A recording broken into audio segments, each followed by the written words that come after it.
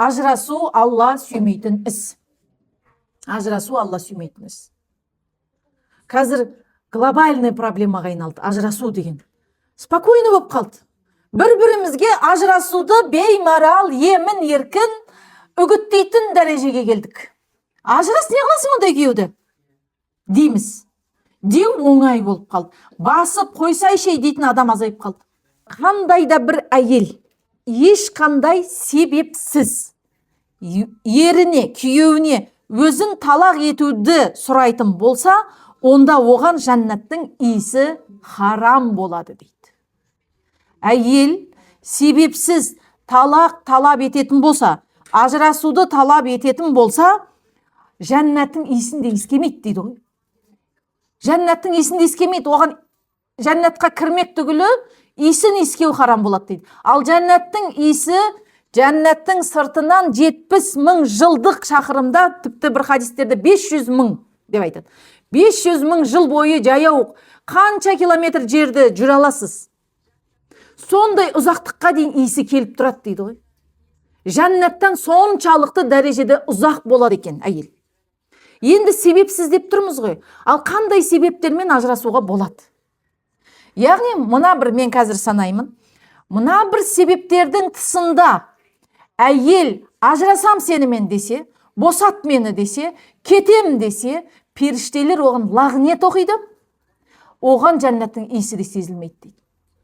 А бұл қазір төменде санайтын себептеріміз бар болса, онда оған адал етіледі дейді.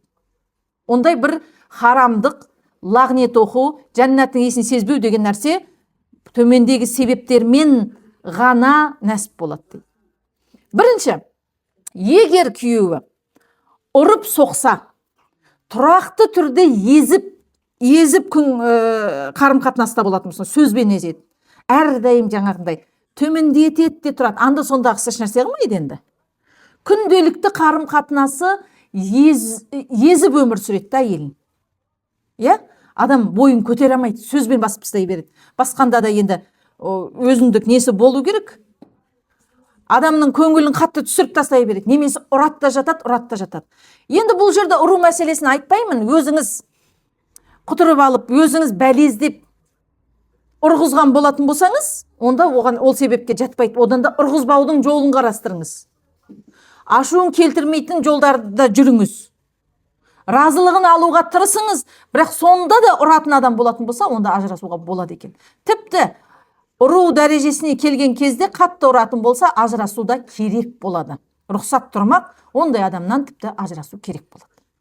Бірінші себеп не дедік? Ажырасуға болатын себеп әйелдің күнәға батырмайтын, жәннаттан махрұм етпейтін, періштелердің лағнетіне ұшыратпайтын себептің бірі таяқ жеу, соққы көру, зорлық, зомбылық өмір сүру. Ажырасуын адал етеді екен. Екінші, аш қалдырып асырамайтын болса, мүмкіндігі бола тұра. Мүмкіндігі болмай екеуі қатар аш қалып атса, сабыр етуге болады. Кімнің басына не келмейді? Дұрыс па? Бірақ мүмкіндігі бола тұра асырамаса, аяқ қолы сау жұмыс істемейді. Әйелдің де жұмыс істеуге мүмкіндігі жоқ, жейтін тамақ таппайды, дәрі-дәрмек таппайды. Балаға дұрыс киім таппайды. Онда әйел бұндай күйеуден ажырасамын десе, оған күнә болмайды екен, ажырасу оған адал болады екен. Енді ажыраса салсын деп жатқан жоқпын, ары қарайын өздері шешер. Мүмкіндігі бар бола тұра асырамайды. Немесе жағдай, жұмысы да бар, ақшасы да бар. Бірақ ақша бермей, қиынап аш қалдыратын еркектерде бар, аз өте. Бірақ бұндай мәселемен де звондап хабарласып жылап жатқан әйелдер бар. Үшінші себеп, ажырасуды адал ететін. Харамды бұйырса, парыздан тыйса. Арақ іш деп қоймайды. Арақ ішпесең, ажырасам семен десе, онда ажырасуды осы жерде таңдауға болады. Кредит аласың дейді, яғни файыз. Алмайым дейді, ұрып соғады. Көнбегенге да. Онда ажырасамын десе, халал болады. Намазын тыйса, енді әрине қолдан келгенше күресіп, отбасын алып қалуға тырысу керек. Мүмкін бәлкім ол түсінер, бәлкім ол да тура жолға келер, көп дұға ету керек. Түрлі дұғаларды мысалға үйретіп жатырмыз. жұбайының да иманға келу үшін дұғаларын жасау керек әр намазда. Аллахым оны тура жолға сал, түсінік бер, тегі болмаса сізді түсіне алатын жағдайға келсін. Намаз оқып кетпесе де, тегі намаз оқып арақ шуын қоймаса да, сіздің құлшылығыңызға кедергі болмаса, сіздің харамға тартпаса деп дұға етсеңіздер болады. Күресу керек бұл нәрсе үшін. Тегі қатты мазаны алып бара жатса, қанша уақыттан бері шыдадыңыз, жылдар бойы шыдадыңыз, ажырасуға тіреліп тұратын болса, бұл нәрсе онда шариғат рұқсат береді екен. Төртінші, жұқпалы жиіркенішті ауруларға душар болса дейді. Әйелі немесе күйеуі, Енді егер сабыр етемін, осы уақытқа дейін бірге тұрдық, қуанышты да қайғында бірге бөлістік қой, бұдан кейін де бірге боламын десе, болады. Бірақ енді түрлі жағдай бар. Енді отбасы құрудың, отбасыдағы негізгі бір қарым-қатынас бар, дұрыс па? Сол қарым-қатынасқа кейбір аурулар кедергі болады. Ол әйелді немесе еркекті зинаға итеруі мүмкін бұл себеп. Зинаға түскеннен көрі ажырасып отбасы құрғаны дұрысырақ болады. Бірақ әрине сабыр етемін, мен осы отбасыда қаламын десе, абзалырақ болады.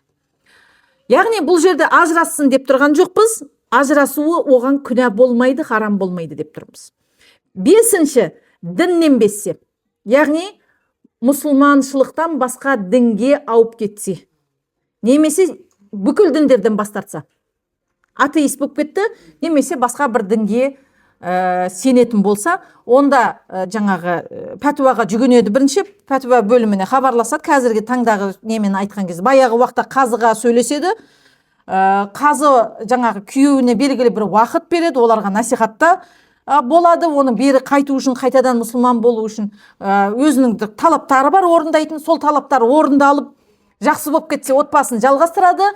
Болмаса, онда ажырасуы халал болады екен. Тіпті ажырасу керек болады, өйткені мұсылман әйел мұсылман емес еркекпен бір некеде бола алмайды. Некелері бұзылып та кетеді. Алтыншы, түсініспеушілік дейді. Бұл енді қолдан келгенше түсінушілікке апаруыңыз керек өзіңіз. Бір-біріңізді түсінуге тырысуларыңыз керек. Бірақ сонда да қолдан келмей жатқан болса, екеуі еш түсініспейді, қырылып қала береді. Күйеуі де жаман емес, әйел де жаман емес. Бірақ екеуі түсінісе алмайды. Еш түсінісе алмай бара жатса, онда да харам болмайды дейді. Енді әрине түсінісудің жолдарын қарастырып, үлкендерге жүгініп, үлкендердің насихатына жүгініп, ұстаздардың насихатына жүгініп, отбасын алып қалуға тырысу керек.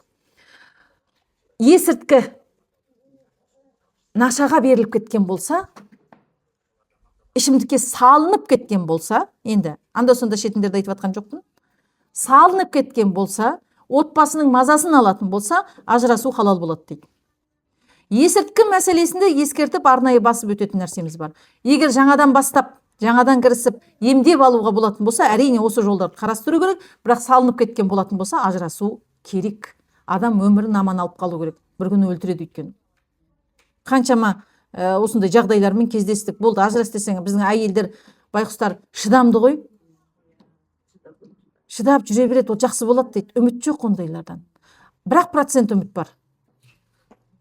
Ажыраспай жүре береді, күйеуін жақсы көреді ғой енді. Әйел адам тез жақсы көреміз ғой, құбылмалымыз ғой. Тез өкпелейміз, тез жақсы көреміз. Бір күн өлтірейін деп атқан кезде барып қашып құтылып ажырасып жатады. Оған дейін апармау керек. Зинақорлық мәселесінде де бір рет зина жасау туралы айтып атқан жоқпыз. Зинақор, яғни әрдайым зинамен айналысатын адамдар туралы айтып атырмыз. Онда ол кезде де ажырасам деп талап етсе, әйелге күнә болмайды екен. Енді осы себептердің тысында егер ажырасамын десе, енесі ұнамай жатыр, кафеге апармайды, гүл сыйламайды, көңіл бөлмейді, жұмыстан қолы босамайды, маған квартира алып бермеді, мен ауылда тұрғым келмейді, мен жұмыс істеймін, мен жұмыс істетпей жатыр. Қандай себептер бар, мысалы, ажырасып келіп атқан әйелдерге? Кейбір әйелдер келеді, алдыңа басынан бір ұрғын келеді.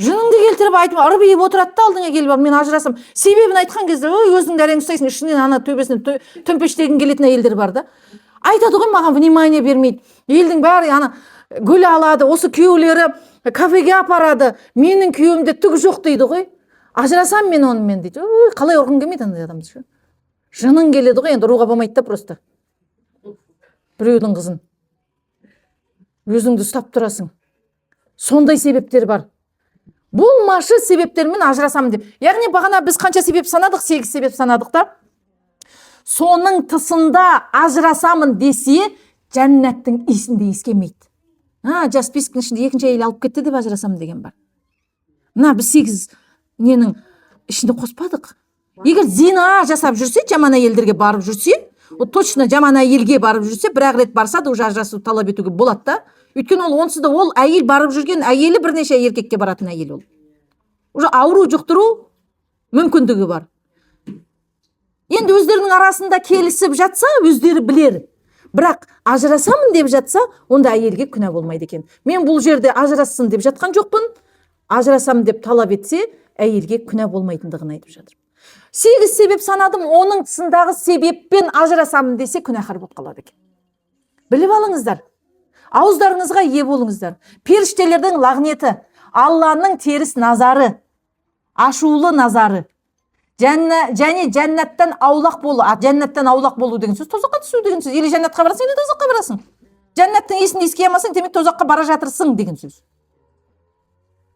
мына өмір бір күйеумен шектеліп қалмайды біздің бұл өмірге келуіміздегі себебіміз тіпті отбасы жаңа ұстаз айтты отбасы құрудағы себебіміз Аллаға жету негізі Алланы сүйе білу негізі біз махаббат деген сезімді сезінеміз махаббат деген күшті екен ғой деп күшті ма махаббат деген кімді жақсы көресіз кімге махаббатсыз махаббатыңызды бір ойлаңызшы елестетіңізші махаббатыңыз кім сіздің махаббатыңыз тұрмысқа шықпағандар сразу анам дейді күйеуі барлар сразу күйеуім дейді күйеуімен ұрысып қалғандар баласын айтады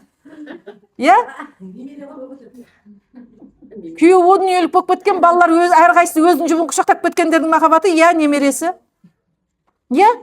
сол махаббатты ойлаған кезде жүрегіңізде бір жылу пайда болды ма күшті ғой күйеуіңізді ана жас кезіңіздегі жаңадан үйленіп жатқандағы ғашық болып тұрған кезіңізді елестетіңізші қазір енді ұмытып қалған шығарсыз өліп қалғаны жақсы болды деп отқан шығарсыз да бірақ елестетіңізші жас қыздарымызда отыр тұрмыс құрғаныңыз 5-6 жыл болған болса сол жаңадан тұрмыс құрғандағы сезіміңізді елестетіңізші күшті сезім ба сүю деген немесе одан бұрын біреуге ғашық болған шығарсыз әдемі сезім ба әдемі сезім ғой махаббат деген яғни бір сол махаббатты сезінеді екенбіз сол жылу сезімді мейірімді керемет сезімді сезінеді екенбіз Аллаға деген және оның расуліне деген махаббаттың сезімі одан да күшті екендігін біліп түсініп соны мақсат етіп соны армандау үшін екен да біз бұл өмірге құр күйеудің разылығын алу үшін келген жоқпыз күйеудің разылығын өзін Алланың разылығын алып Алланың махаббатына жету үшін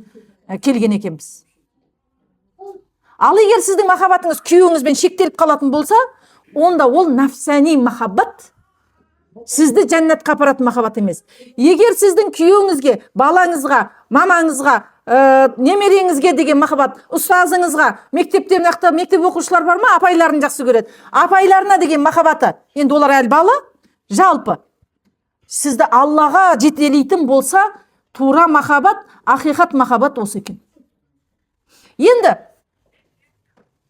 соны бұл өмір тек сол бір күйеудің жетегінде өтумен неғған жоқ оның жетегінде жүреміз оның разылығын аламыз бірақ Алланың разылығын табу үшін екендігін ұмытпауымыз керек енді қараңыздар мақұл мына арамызда уже ажырасу темасы өтіп кеткен үлкен апаларымыз да отыр сол толқынның үстінде жүрген келіншектер де отыр болашақта тұрмыс құратын қыздар да бар шығар арамызда ажыраспаудың жолын алғашқы үйленген кезден бастап жасау керек енді оның методтарын қазір кіріп кететін болсам шыға алмай қалам 3 сағат сөйлеуім керек болып қалады яғни әуелден соны ойлау керек та тұрмыс құрған кезде ертең кемпір шал болған кезде күліп бір біріміз, әй шал кел шай ішейік деп, жылы, әй кемпір сен шай ішпей қалдың ғой, кесейші дейтін жағдайға алып баратын амалдарды қазір жасауымыз керек. Жаңадан тұрмыс құрғаннан бастап сол болашақта қандай жағдайда болатынымызды жоспарлауымыз керек. Енді ажырасу харам болғандығы сияқты ажырасуға себеп болу да харам. Мына жерде енелер де отыр, болашақ енелер де отыр. Қайынапке, қайынсіңілдер, абысындар отыр. Иә? Түрлі рөлдегі адамдар отырсыздар. Осы ажырасуға себеп болу мүмкін. Иә? Пышы-пышы әңгімемен. Кім бір нәрсеге, бір жақсылыққа себеп болса, соны жасағандай сауап алады дейді. Ажырасайын деп тұрған кісілерді татуластырып жіберсеңіз, соның сауабын сізде алады екенсіз. Ажырасайын деп немесе басқа да бір нәрсеге себеп болсаңыз, мысалға мына мешіттің медресесін әйелдерге құрып беріпті. Осыған себеп болғандардың барлығы осы жерде ілім алған, намаз оқыған әйелдердің бүгін семинардың сауаптарының барлығын сол соғуға үлес қосқандарға жазылып тұрады екен. Ал кім бір жамандыққа себеп болатын болса, сол жамандықты жасағандай күнәға батады екен. Айтады, кісі өлтірудің алғашқы үлгісі кім? Қабыл еді. Адам алейхиссаламның ұлы Қабыл еді дейді. Енді содан кейін жалғасқан бүкіл кісі өлтірудің күнәсі оған жазылып жатыр дейді. Яғни жамандыққа емес, жақсылыққа себеп болу керек. Қараңыздар, мен мына бір және де ажырасуға себеп болатындар, ажырасудың шоғын үрлегендер шайтанның досы. Неге? Неге шайтанның досы? Қаяқтан алдым? Өйткені хадистерге үңіліп қарайтын болсақ, шайтанның ең сүйікті ісі екі адамды ажырастыру екен. Бүйтеді екен шайтан, ібліс. Ібліс шайтандарды жинап алып, отчет алады екен күнде. Шайтандар, яғни жындар, кәпір болған жындар, іблістің артынан ерген жындар шайтан деп аталады. Жын олар негізі. Бүгін не істедің деп сұрайды екен. Анау айтады екен, мен ана кісіге ұрлық жасаттым. Мен анаған зина жасаттым. Мен анаған өтірік айтқыздым. Мен ананы намазға тұрғызбадым. Мен ананы биттім, сөйттім деп түк істемепсің дейді екен да. Бір күні жаңа арасында бір шайтан айтса егер, мен екі ерлі зайыптыны ұрыстырдым десе, не то что ажырастыру, ұрыстырдым десе, сен нағыз премияға лайықсың дейді екен. Әйел мен еркекті ұрыстырған шайтандар премия алады екен іблістен. Қуанады екен. Ажырасса вообще олар тойлайды ғой. Медаль тағады ғой ажырастыруға себеп болған шайтандарға. Егер адам себеп болса ажырасуға, онда ол да сол іблістің әскері, шайтанның досы болады екен. Абайлаңыздар.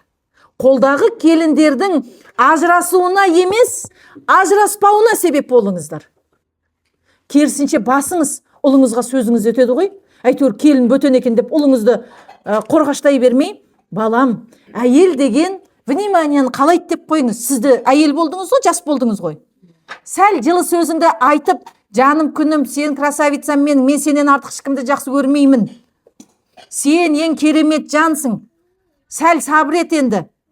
Егер мамасымен тіл табысамай жатса, анам енді қартайған адам ғой. Сәл екеуміз бірге шыдас берейік. Бір жаққа жібере алмаймын ғой мен ол кемпірді. Десең, болды, күйеуінің бір сөз жеткілікті ғой әйелге. Кеше таяқ жесе еркек, енді ұруға болмайды әрине, ұрсын деп атқан жоқпыз. Бірақ әйелдің характері туралы айтып жатырмын. Әйелдің мінезі сондай. Кеше таяқ жейді, бүгін ашуланып қаппын негізі. Кешірші десе, сен жақсы көрем десе, өзім кінәлі ғой деп шыға келеді. Әйелдің характері сондай. Сол себепті соны айту керек қой балаға. Сәл арқасынан сипа, құшағыңа ал, арғарайын өзің білесің не істеу керек екен. Жылы сөзіңді айт. Сөйтте әйелің басылады деңіз. Керісінше олардың жақсы болуына себепші болыңыз. Мына әйелің бүгін не, кешке дейін ұйықтай ма? Деп. Сразу ана екеуін ұрыстырып жібермей, керісінше достастырудың, мына әйелің молодесе, осы қонақ кесе бәрін стол дайындап сөйтіп жүреді деп, наоборот жақсы жерлерін айтып қойсаңызшы, сонда келін де ырза болады, енесін жақсы көреді. Менің енем жақсы осы, күйеуім ұрсайын деп тұрса бетін қайтарып жібереді дейді. Сонда сіз шайтанның айласына кедергі боласыз, керісінше Алланың сүймейтін ісін тоқтатасыз, сүйетін ісіне көмекші боласыз. Бір аятты айтып және ашықтап тоқтатайын иншалла. Рум сүресі 21 аят. Сендерге оның айқын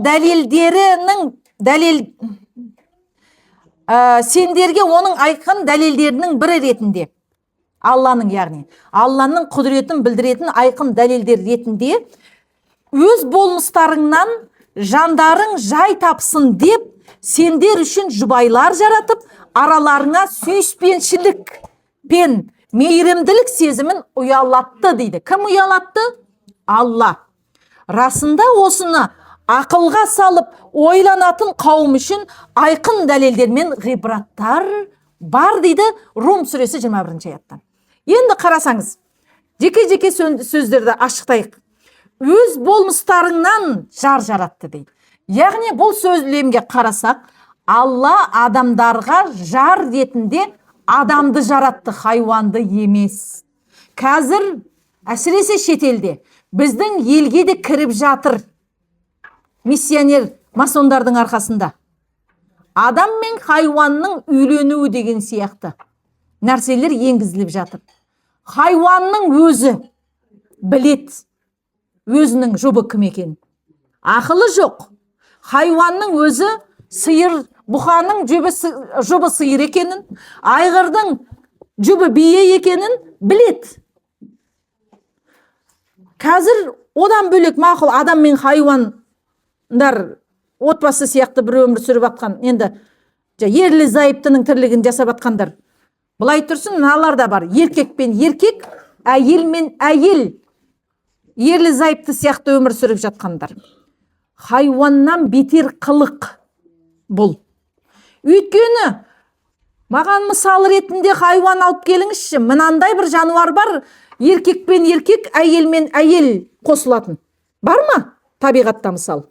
Ақылы жоқ оның. Ақылы жоқ, бірақ олар да ұрғашы еркекті түсінеді. Ал біздің адамдар адасқанда да хайуаннан төмен дәрежеге түсіп бара жатыр кейбір санаулы кісілер. Әйел мен еркек қана отбасы бола алатынын түсінбейтін. Енді екінші сөйлеміне мән берейік. Өз болмыстарыңнан жандарың жай тапсын деп дейді. Енді қараңыздар, жандарың жай тапсын деп неге айтып жатыр Алла тағала? Әйел ерінің тыныштығы, жайлы мекені. Жаңа ұстазды ашықтады, қатты кірмей қояйын. Біз қолымыздан келгенше ер азаматымыздың тыныштығы болуға тырысуымыз керек. Миын жеуге тырыспаймыз. Керісінше тыныштық сыйлауға тырысамыз. Ол жұмыстан кейін үйге барсам қазір тағы миым жейді ғой деп достарына кетіп қалмау керек. Енді кетіп қалса да болады ғой, енді достарды да жалғыз достармен де араласу керек. Бірақ ол сол себептен кетіп қалмау керек та. Сол себептен кетіп қалмау керек. Үйге демалғысы келгенде ол демалатын орын ретінде тау, тас, бильярд, тағы кафе-сафе емес, парк емес, әйелінің жанын іздеу керек. Мен үйде демала аламын деп ойлау керек. Сол жағдайды жасауымыз керек. Екіншіден, жалпы отбасы деген тыныштықтың ортасы ол. Сіз үйде күліп, жадырап, жақсы нәрселерді де сөйлеп, енді анда-сонда айтуға болады ғой енді, бірақ күнде емес. Енді нервіңе тиіп жатса кейде болады ғой енді екінші жақта жетісіп тұрмаған кездер. Ол кезде енді соның да жайын тауып, оны да бір жаңағындай орысша айтады ғой, мужчина голова, бастығы ол, а женщина шея, мойын ол, сол бастықты бұрап тұрады. Дұрыс бұрасаңыз жөнге келеді. Жақсы әйел жаман еркекті төрге сүйрейді, жаман әйел жақсы еркекті көрге сүйреудің мағынасын барлығыңыз білесіздер, ашықтамай қояйын. Үшінші, бұл сөздің мағынасы екі жарты бір бүтіннің ғой. Сіз жаныңыздың тыныштығын басқа жерден таппайсыз. Неге біз айтамыз ерлі зайыптыларға? Бір алманың бір жарты, екі бөлшегі, жартым деген сияқты сөздерді қолданамыз ғой. Жүрегімнің жартысы. Ол жүректің жартысы тек қана жұбайы ғана бола алады екен. Ол жүректің орнын жартысын анаңызда толтырмайды, әйелдің орнын, немесе күйеуіңіздің орнын. Балаңызда толтырмайды, әкеңізде толтырмайды, подружкаңызда толтырмайды. Оның орнын тек қана күйеу толтырады. Ойлаңызшы, күйеуіңіз бар кезде ұрысып қалсаңызда жүрегіңізде бәрібір бір тыныштық бар. Бәрібір бір бүтіндік сезімі бар. А күйеу жоқ болса, ұзаққа кетсе мысалға, командировкаға кете ма, ұзақ сапарға кете ма, бір түрлі боласың. Е? Жүрегің жарты болып, бір түрлі болып тұрасың. Ал ажырасса шал, мен енді еркіндіктемін десе де, жүрегінде жартының сезімі тұрады түбінде. Мойындамаймыз просто біз да. Одан кейін бұл аятта сүйіспеншілік пен мейірімділікті жүректеріне мен салдым дейді Алла тағала. Енді қараңыздар, осы жерде құрметті енелерге обращение жасайық. Келін мен балаңыз бір-бірін жақсы көріп тұрса, Алла жүректеріне мейірім салған екен ғой деп қуаныңыз. Көре алмай қалып, қызғанып қалып, ұрсып жіберіп со жерде. Немесе әйтеуір арасын бұзатын не болды, өліп барасың ба деп жаңағындай. Енді әдепсіздік қылып сіздің көзіңізше құшақтасып, ауыз жаласып бара жатпаса болды ғой. Бірақ бір-біріне жылы сөз айтып, шығарып салып, көңіл бөліп жатса, оны қызғанып қалмау керек, керісінше қуану керек. Алла араларына сүйіспеншілікті салған екен ғой. Алланың назары бұларда бар екен ғой деу керек. Екінші, тұрмысқа шықпаған қыздарға обращение жасаймыз. Ана жігітпен танысады, мынандай сөздер, анандай не ешнәрсе сезінбедім дейді, как будто ана любовь с первого взгляда күтеді ғой. Көрдім болды, жүрегіме бір нәрсе жарқ ете қалу керек та, бүйтіп ғашық болып қалу керек дейді. Оны күтудің қажет жоқ екен. 4 нәрсеге мән бер. Бет әлпеті сәйкес келе ма, енді совсем андай маймылдан жаман болса, енді ойлансын, жүрегі қабылдай ма, қабылдамай ма, өзі білер. Сонда да сұлу болып көрініп тұрса, өзі білер. Әкем айтатын әрдайым, біз 6 қызбыз ғой енді үйде. Уайымдайды ғой енді өңкей қыздар болған соң. Бұлай кеңес беретін қыздарым, мұрны пұшық, бойы қысқа, құлағы қалқиған, қарны қампиған деп жүре бермеңдер. Сендерді сүйсе, сыйласа болды. Тиіңдер деп айтатын. Мужчина должен быть чуть красивее обезьяны деп айтатын. Енді бұл сұлулық мәселесі көбінесе еркектер мән береді. Өйткені еркектер көзбен жақсы көреді. Ал біз құлақпен жақсы көреміз. Сол себепті жылы сөзді, сыпайы, әйелді құрметтейтін еркек болса, сұлулығы қатты маңызды болмайды екен әйел үшін. Екінші, тектілігі дейді. Оның отбасы қандай, маңызды ғой. Сіздің жігітіңіз, жарыңыз жақсы болуы мүмкін, бірақ отбасы тыныштық бермеуі мүмкін. Я? Сол себепті оғанда кішкене көңіл бөлген дұрыс екен. Үшінші, байлық. Сізді қыз баласын әкесіндей асырай ала ма, асырай алмай ма, бұл маңызды екен. Өйткені қыз үйінде жаңағындай бітеді ғой, қазақта сөз, әйелді аштық бұзады, еркекті тоқтық бұзады. Сондай сөздер бар, я? Шында да әйелді жоқтық бұзады, еркекті тоқтық бұзады дейді. Өйткені ол кезінде, бала кезінен әкесінің еркелігімен өскен әйел, неяқта еркек оны дұрыстап асырай алмайтын болса, қиналып қалады. Сол себепті ақымақ болып жігіт таппай қалған сияқты, әлемдегі соңғы еркек қалған адам құсап, любой еркекке тиіп кете бермеу керек. Кішкене әке-шешеңізбен ақылдасу керек. Я? Төртінші, діндарлық дейді. Пайғамбарымыз саллаллаху алейхи уассалам үйленуге кеңес бергенде осы 4 қасиетті айтады да, сен діндар болғанын таңда, үйің береке тапсын деп айтады. Болды, ақылмен ойланыңыз, мен бұнымен характерім тура келеді ма? Бұның ауыр мінездерін көтере алам ба, көтере алмайым ба? Өйткені бәрімізде бар, еркектің кішкене ауыр болған жақсы жалпы. Және де жаңағындай, иманымды осы жігітпен алып жүре аламын ба? Ертең намазымды тастап орамалымды шешіп кетпеймін ба? Соны уайымдау керек болды.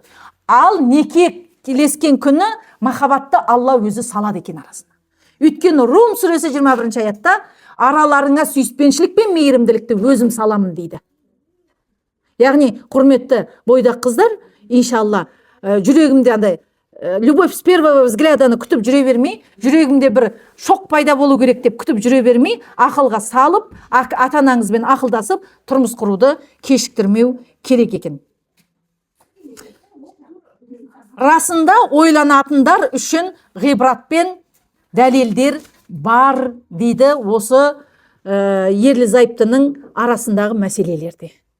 Сол себепті кішкене ойланайық, ажыраспайық.